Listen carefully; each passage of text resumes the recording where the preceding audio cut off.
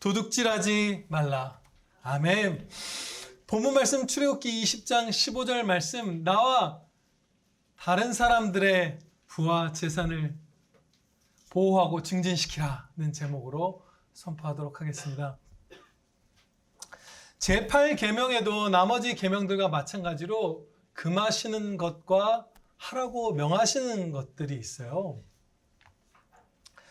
예수님의 그 가르침대로 하나님의 율법은 사랑을 목표로 하고 사랑의 한 부분들인 것이죠. 이것들, 이 계명 하나하나가. 그래서 이 도둑질하지 말라는 짧은 금하시는 어떤 명령 안에 사실은 다른 사람들의 또 나의 재산을 보호하고 부를 증진시키고 하는 것과 같은 복된 명령도 이렇게 들어있는 것이죠. 금하시는 것은 당연하게도 나 자신과 다른 사람들의 어떤 그 풍요함과 그 기회들과 재산들 이런 것들에 손해를 끼치는 것, 혹은 뭐 직접적으로는 최악으로는 그걸 훔치는 것이겠죠. 그것을 금하는 것이고, 또 명하시는 것은 나와 다른 사람들이 그 풍요를, 그 재물들을 보호하는 것, 더 나아가서는 증진시키는 것까지 명하시는 것이 바로 이 복된 8계명이에요. 안타깝게도 도둑질하는 것은 타락한 인류의 본성에 너무나 깊게 뿌리 내려져 있죠. 미국 소매점 협회인가? 뭐 그런 게 있더라고요. 번역된 거라서 좀 말이 어색한 것 같은데, 근데 뭐 미국 가보신 분들 알겠지만 뭐 타겟이라든지 월마트라든지 뭐 이런 것들, 약도 팔고 장난감도 팔고 음식도 팔고 옷도 팔고 하는 그런, 우리나라로 치면 이마트 같은 것들이죠. 그런 가게들이 회원으로 되어 있는 협회 같아요. 그런데 한 해에 도둑질로 인해서 생기는 손실이 123조라고 그래요. 미국에서는 지금 38개 주에서 $1,000 이하의 도둑질은 경범죄로 취급하고, 또 캘리포니아주 같은 경우는 2014년도 이후로 동일 범죄를 3번 하면 원래 삼진아웃 제도라는 게 있어서 형량이 과해지는 게 있었는데 그것도 없애서 그 영상들을 찾아보면 그냥 도둑이 들어와서 그냥 물건을 갖고 나가요. 옷에 몰래 숨기는 게 아니라 그냥 청년들 이런 사람들이 10명씩 들어와서 그냥 옷가게나 편의점이나 이런 거에 그냥 갖고 가요. 그럼 보안 요원은 그게 $1,000 이하의 물건이면 어떻게 할 수도 없으니까 경찰 불러도 잘 오지 않아요. 검거율도 얼마 안 되기 때문에 그냥 보고 있어요. 그런 일들이라서 123조 뭐 이렇게 얘기하고, 또 우리가 얼만큼 우리의 옛사람의 흔적도 그렇게 남아있으니까 우리의 경각심을 갖기 위함이기도 해요. 이 사건을 보는 건 누구를 비판하거나 그런 것이 아니죠. 우리는 낫다 이런 걸 얘기하는 것이 아니에요. 우리의 옛사람의 흔적이 우리에게 남아있으니까 경계하는 것이죠. 또 한 가지 사건만 살펴보면 최근에 정말 안타까운 소식이 우리나라에 있었죠. 선관위의 고위 지도급 분들의 자녀들이 부정으로 입사한 것들. 그런데 선관위라 하면 이 자유국가에서 가장 정직해야 되는 첫 번째 기관이잖아요. 첫 번째? 많이 빼줘도 두 번째. 그렇죠. 그런데 거기에 지도자분들이 다른 곳에 나가서 도둑질한 게 아니라 선관위 그 자체를 도둑의 소굴로 만들어 버렸어요. 거기서 부정 입사한 사람들과 그 부정 입사에 동참한 고위급들이 모여서 그 선관위 안에서 같이 살아가고 일을 하는 도둑의 소굴로 만들어 버린 것이죠. 그분들을 비판하려는 것이 아니에요. 어느 정도로 우리가 이 도둑질에 뻔뻔하게 타락한 자들인가 하면, 어떤 사람은 그 부정 입사한 사람 중에 한 사람은 기록상으로 심사위원이 4명이었는데 면접관이 그 자료를 이제 조사를 받느라 찾아보니까 4명의 필체를 다 똑같게 기록되어 있는 거예요. 그러니까 채점을 4명의 심사관이 해야 되는데 그냥 1명이 다 쓴 것이죠. 근데 그런 행동은 중고등학생들이 뭐 부모님이나 선생님들 속일 때도 그렇게까지 성의 없이는 안 하잖아요. 서로 돌려서 쓰고. 맞아요. 웃기도 웃기네요. 생각해보니까 끔찍하면서. 그런데 선관위 안에서 도둑질을 하는 건데 그냥 4명 것을 그냥 1명이 써서 내보낸 거예요. 그게 타락한 인류의 이 도둑의 본성이죠. 우리 안에도 조금 남아있는. 성도인 우리가 얼마나 깨어 있어야 그 우리에게 남아있는 그 도둑의 본성, 그 흔적들과 맞서 싸워 승리할 수 있는가? 이 경각심을 갖기 위해서 이것을 먼저 살펴본 것이에요. 우리 안에, 성도 안에, 성도의 가정 안에, 성도의 직장 안에, 이 성도의 모임인 교회 안에 얼마든지 도둑의 그 행태가 틈타는 때가 있다는 것을 우리가 볼 수 있어요. 이와 관련해서 제가 두려웠던 일이 한 몇 달 전에 있었어요. 제가 고모부가 돌아가셔서 그 장례식에 참석을 했어요. 근데 상주인 그 고모부의 아들인 제 사촌형 오래간만에 만났죠. 저를 너무 반갑고 따뜻하게 맞아주신 거예요. 그리고 그 형님이랑 제가 나이 차이가 워낙 많이 나서 저는 가문의 막내고 그 형은 가문의 거의 첫째 같은 형이라 거의 아빠예요. 무슨 나이 차이가. 그래서 길게 대화를 못 해왔었는데 어릴 때는 이제 성인이 돼서 다시 오랜만에 만났으니까 마주 앉아서 이런저런 얘기를 사랑 가운데 나눴죠. 그분 형님 슬픈 일이 있을 텐데 참 많이 잘 맞아주셨어요. 그분도 예수님 믿는 분이에요. 그 형님도. 근데 저한테 이제 목회 이제 담임 목사 돼서 하면서 힘들지 않느냐 그런 걸 염려해 주면서 무슨 안식년 같은 걸 갖는 거나 이런 것들도 너도 그런 거 할 수 있니? 뭐 이런 식으로 얘기를 했던 것 같아요. 아주 따뜻한 분위기에서 그 목사의 안식년에 대해서 얘기를 했던 것이죠. 근데 저는 그 얘기를 듣는데 그 순간에 두려웠어요. 그야말로 말 그대로 두려웠어요. 막 엄청 공포스러운 건 아니지만 좀 무서웠어요. 수많은 성도들이 진땀 흘려서 일하고 있는데 목사만 안식년을 갖는다? 그게 당연하게 돼서 그 형님이 나한테 그런 거 가질 수 있냐고 물어본다? 나쁜 의도가 아니에요, 그 형님은.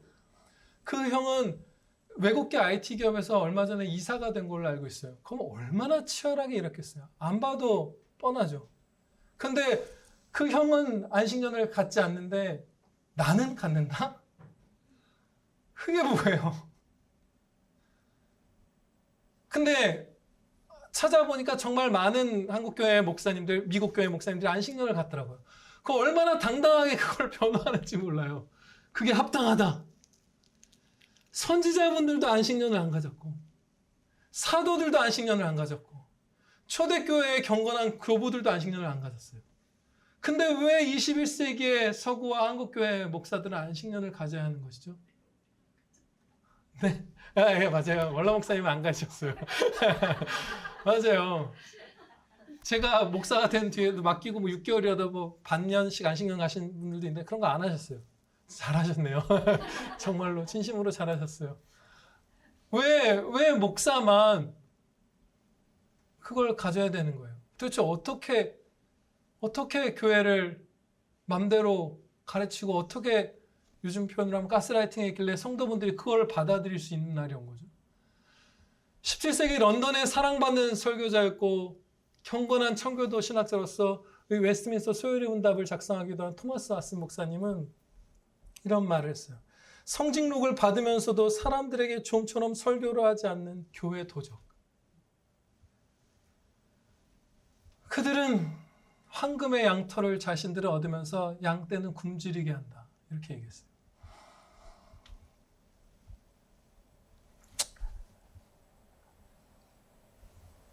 이렇게 성도 안에도 교회 안에도 심지어 도둑질이 이렇게 쉽게 들어오는 거예요. 너무나 쉽게 들어오는 것이죠. 도둑질 당한 것과 마찬가지로 내가 나에게 주신 부와 재물을 허망하게 허비하는 것도 이 계명은 막고 있습니다. 다른 사람에 대해서만이 아니라 하나님께서는 우리 자신에 대해서도 우리 하나님의 것인 나 자신도 잘 돌보고 잘 살아가라고 하시잖아요. 그렇죠? 우리에게 주신 재물들, 기회들 이런 것들이 있는데 우리가 자칫하면 세상에 너무 이렇게 몰두하고 하다 보면 그 기회들을 허망하게 날리죠. 제가 예전에도 한번 말씀드린 바 있는데 미국의 경우 그 사람들은 워낙 통계 내고 이런 걸 좋아하잖아요. 자료 조사하고. 그래서 그런지 많아요, 뭔가. 근데 미국 국민들이 수십 년간 특히 성도들이 계속해서 재산이 막 늘었는데 그 재산에서 헌금이 차지하는 비율은 일관되게 계속 줄어갔다고 하죠. 생활 수준을 계속 높인 거예요. 재산이 늘면 어느 정도 생활 수준을 높이죠. 하나님께서는 누리지 말라고 하신 분이 아니에요. 금욕하라 하시는 건 하나님의 말씀이 없어요. 그건 거짓이에요. 반성경적이에요. 누릴 수 있어요.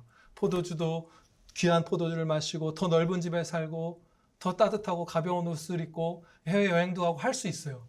그렇지만 우리의 수입이 늘어가는 대로 계속해서 그 비율에 맞춰서 지출을 늘리고 하다 보면 하나님께서 주신 이 유효한 것, 우리의 생존을 위한 것 이상의 어떤 부와 풍요라고 불리는 이것들을 갖고 할 수 있는 수많은 선한 일들을 할 기회를 상실합니다. 지금 우리가 가진 기회는 정말 크더라고요. 1900년대 그 영국 엄청나게 1800년대 19세기 1800년대 영국 엄청나게 번영했죠. 근데 그때 비로소 막 1800년대 중반 넘어서 그때 비로소 각 가정에 일반적으로 끼니를 때우는 것 이상의 재물이 그때 좀 생기기 시작했대요. 그 대영 제국이라 하는 그 산업혁명의 그 영국에서 불과 100몇십 년 전에 가족들이 일반적으로 조금 남는 게 있어서 뭔가 여가도 하고 할 수 있는 일이 생겼던 거예요. 근데 우리는 정말 많이 있잖아요. 정말 많이 좋은 일에 쓸 수 있는 재물들, 부유함들, 지식들, 기술들, 온갖 것들 우리가 갖고 누리게 해주셨잖아요. 그것들 이렇게 너무 세상을 우리가 집착하고 사랑함으로 허비하지 않는 것도 이 계명이 명하시는 복된 명령입니다.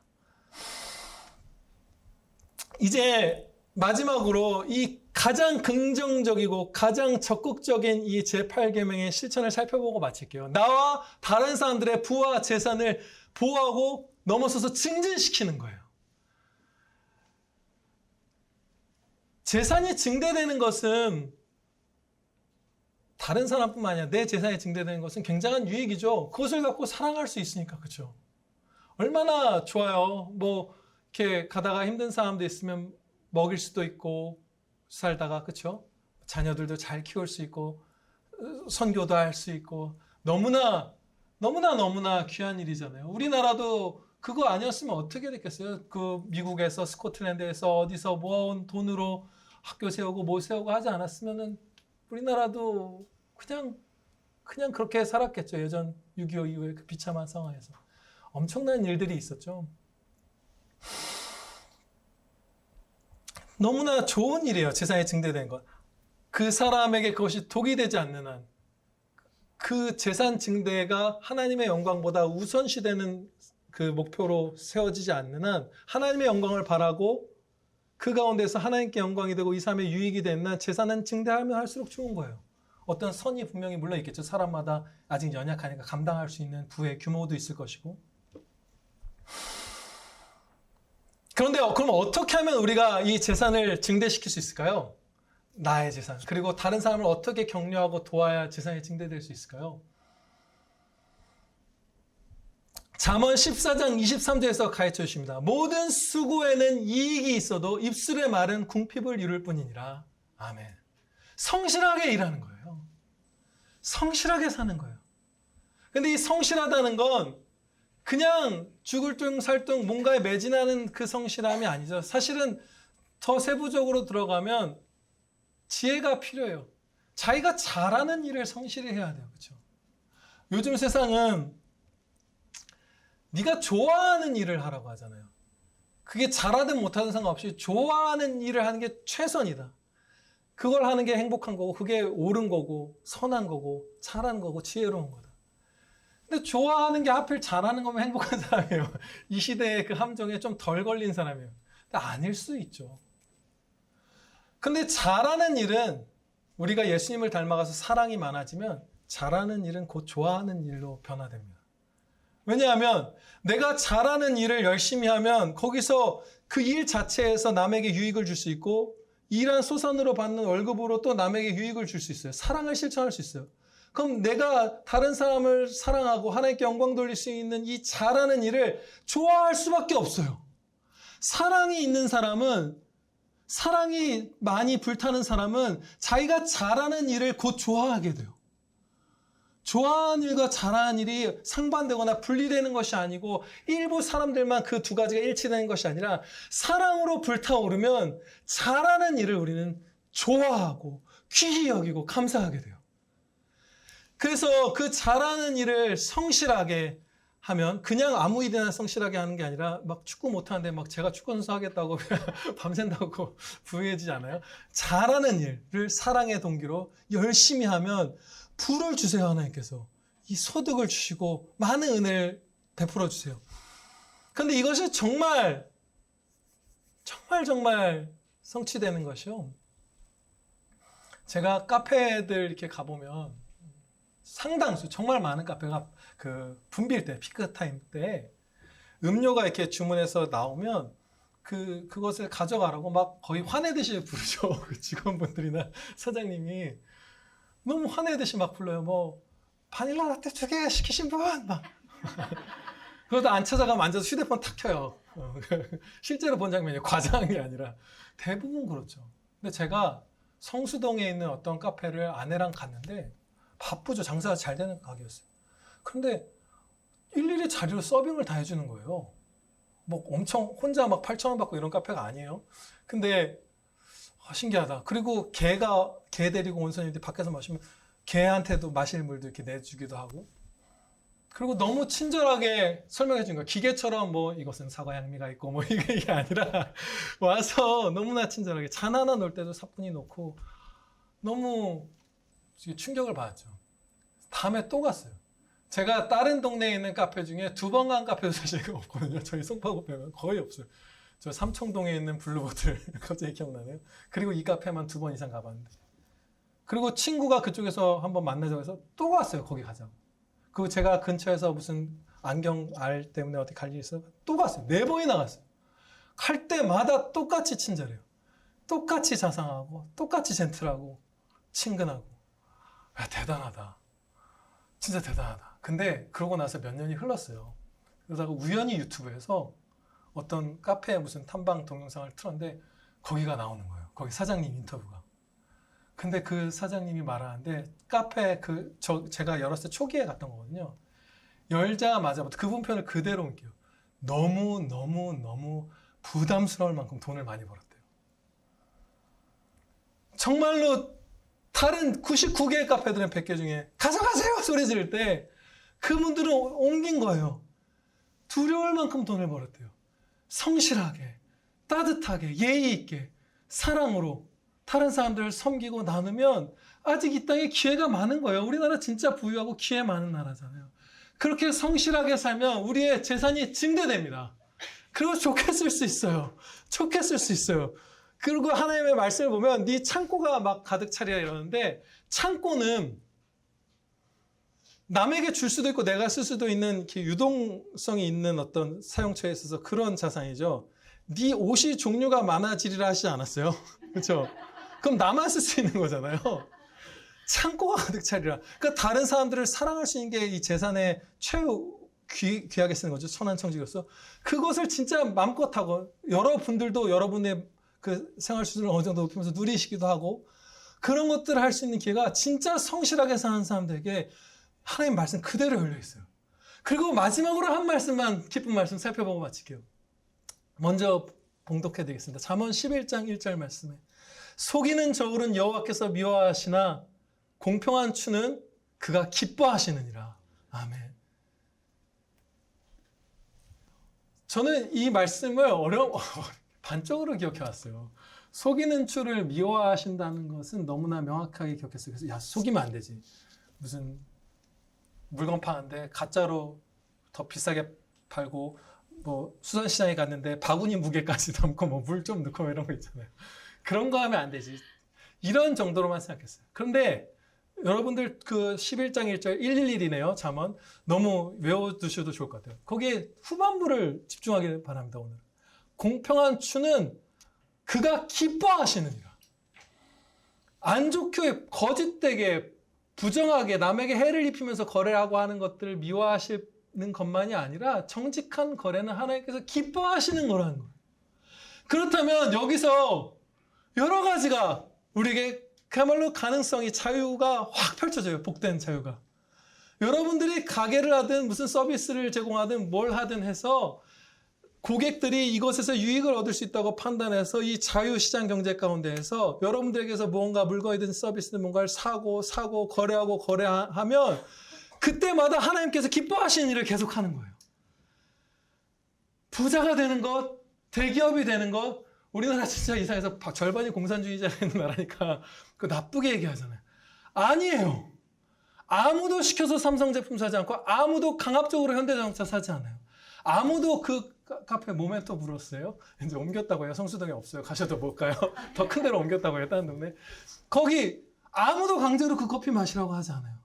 자유를 가진 한 개인이 이것이 내게 유익이 된다고 판단해서 사서 만족하면 또 가고 재구매하면서 하나님께서 기뻐하시는 선한 거래가 일어나는 거예요. 정직한 거래는 그 자체로 하나님께서 기뻐하시는 찬양이에요. 그러니까 여러분들 성실하게 사시면서 어떤 일을 하시든지 많이 팔고 많이 부름받고 많이 의뢰받는 변호사님 어디 계시죠? 안 계시네요. 저기 계셨는데. 그러면서 부자 되시고 창고가 옷이 아니라 차가 늘어난 게 아니라 창고가 가득 차시기를 축원합니다. 기도드리시겠습니다. 아버지 하나님, 저희에게 이 죄인들에게 아직 천국도 아닌데 이 땅에서 이 천국을 미리 맛보며 이 크신 사랑과 은혜 베풀어 주심을 정말 감사합니다. 저희가 돈을 사랑하는 것 아니며 재물을 의지하는 것 아니며 오직 하나님만 의지하고 경배하옵나이다. 아버지, 그 가운데 하나님께서 주신 재물을 아름답게 사용하고 하나님의 말씀에 합하게 나와 이웃들의 재산을 보호하고 증진시키며 늘리며 서로 사랑하고 주님의 영광 나타내는 복된 그 풍족한 삶 저희 모두가 누릴 수 있게 하여 주시옵소서. 우리 구주 예수 그리스도의 이름으로 기도하렵나이다. 아멘.